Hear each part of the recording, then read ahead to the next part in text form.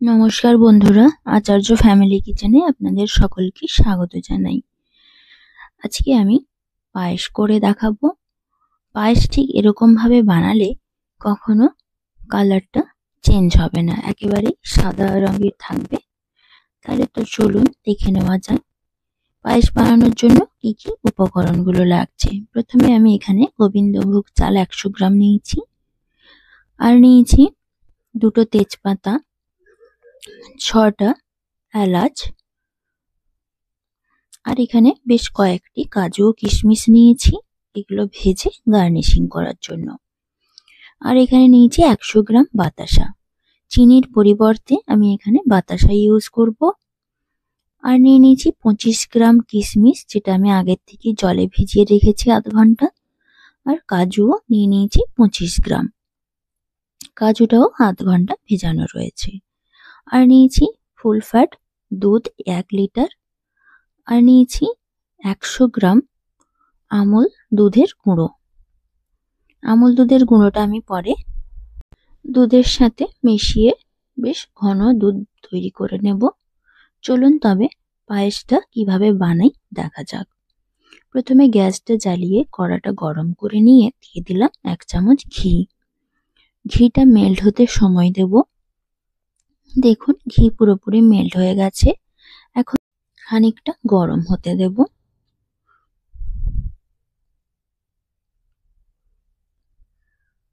এখন আমি গ্যাসের ফ্লেমটা একেবারে লো হিটে রেখেছি। এবারে আমি কাজু আর কিশমিশটা ভেজে নেব ফার্স্টে। এটা শুধুমাত্র গার্নিশিং এর জন্য রেখেছি। বাকি কাজু ও কিশমিশগুলো আধা ঘন্টা জলে ভিজিয়ে ধুয়ে রেডি করা আছে। একদম লাইট ব্রাউন কালার হয়ে গেলে ততক্ষণ পর্যন্ত এভাবে নাড়াচাড়া করে ভাজতে থাকবো। দেখুন একেবারে লাইট ব্রাউন কালার হয়ে গেছে। এবার ভেজে আমি এটা একটি পাত্রে তুলে নিচ্ছি। এবার দিয়ে দেব বেশ অল্প পরিমাণে ঘি। ঘিটা আমি এখানে 1 চামচ নিয়েছি। এরপরে ঘিটা মেল্ট করে যেতে সময় দেব। দেখুন ঘিটা এখন একেবারে মেল্ট হয়ে গেছে। এবার দিয়ে দেব দুটো তেজপাতা। তেজপাতাটা বেশ কিছুটা সময় নিয়ে লো হিটে ভেজে নেব, তাতে করে ফ্লেভারটা খুবই ভালো হবে। আর দিয়ে দেব আগের থেকে ভিজিয়ে ধুয়ে পরিষ্কার করে রাখা গোবিন্দভোগ চাল। সমস্ত চালগুলো দিয়ে দিলাম। দিয়ে বেশ ভালোভাবে কিছুক্ষণের জন্য নাড়াচাড়া করে নেব।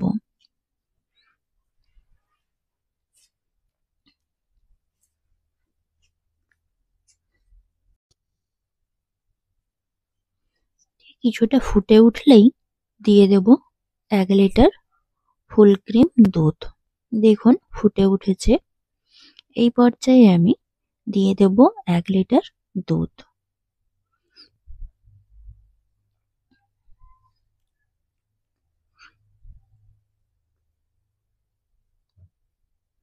আর বাকি এই দুধটা রেখে দিলাম। এর সাথে আমুল দুধের গুঁড়োটা বেশ ভালোভাবে মিশিয়ে নেব সেই জন্য।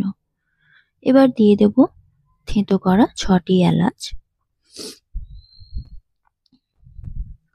দুধটা দেখুন কেমন ফুটে উঠেছে। এবার সাইডের থেকে যে সরগুলো লেগে আছে সেগুলো প্রথম দিকেই খুন্তির সাহায্যে ছাড়িয়ে নেব, না হলে পুরো বসে যাবে।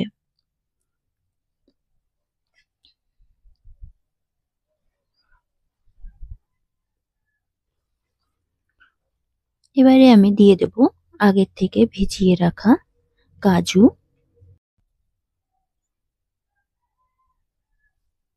কাজুটা দিয়ে দেওয়ার পরে দিয়ে দেব আবারও আগের থেকে ভিজিয়ে রাখা কিশমিশগুলো।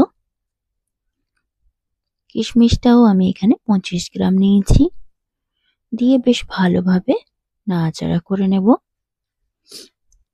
এবারে চালটা সেদ্ধ হতে থাক, আমি এদিকে আমুল দুধটা দুধের সাথে বেশ ভালোভাবে মিশিয়ে কনডেন্সড মিল্ক তৈরি করে নেব।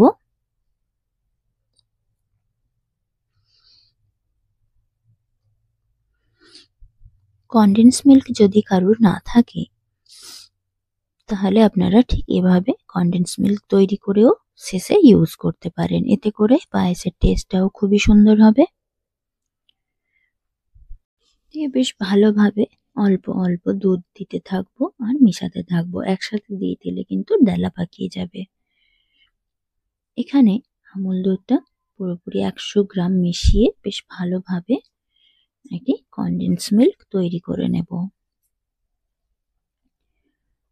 মিল্কটা তৈরি হয়ে গেছে, এবার দেখে নেব চালটা কতখানি ভালো সেদ্ধ হয়েছে কিনা।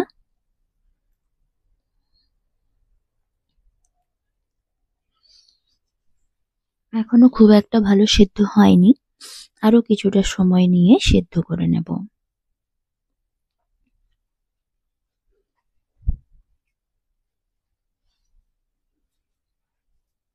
চালটা এইভাবে সেদ্ধ হতে থাক। এবারে দিয়ে দেব আমি 1 পিঞ্চ নুন। নুনটা দিলে পায়েসের টেস্টটাও অপূর্ব হয়। আর ঠিক এইরকম ভাবে যদি আপনারা পায়েস তৈরি করে নিতে পারেন তাহলে অনুষ্ঠান বাড়ির পায়েসের মতোই হবে। আমরা সকলেই অনুষ্ঠান বাড়ির পায়েসটা খুবই মিস করি। তাহলে এইভাবে যদি বানিয়ে নিতে পারেন তাহলে আর মনেই হবে না যে অনুষ্ঠান বাড়িতে না বাড়িতে করছি। বাড়িতেই তাহলে তৈরি করে নিতে পারেন অনুষ্ঠান বাড়ির মতো পায়েস। এদিকে দেখুন চালটা পুরোপুরি কিন্তু সেদ্ধ হয়ে গেছে। আমি হাতের সাহায্যে ম্যাশ করছি, একেবারে কিন্তু চালটা মিলিয়ে যাচ্ছে। আর দুধের ঘনত্বটাও তৈরি হয়ে গেছে। এই পর্যায়ে আমি দিয়ে দেব 100 গ্রাম বাতাসা। বাতাসাটা দিয়ে বেশ ভালোভাবে নাড়াচাড়া করে নেব। এখন গ্যাসের ফ্লেমটা একেবারে লো হিটে রাখবো।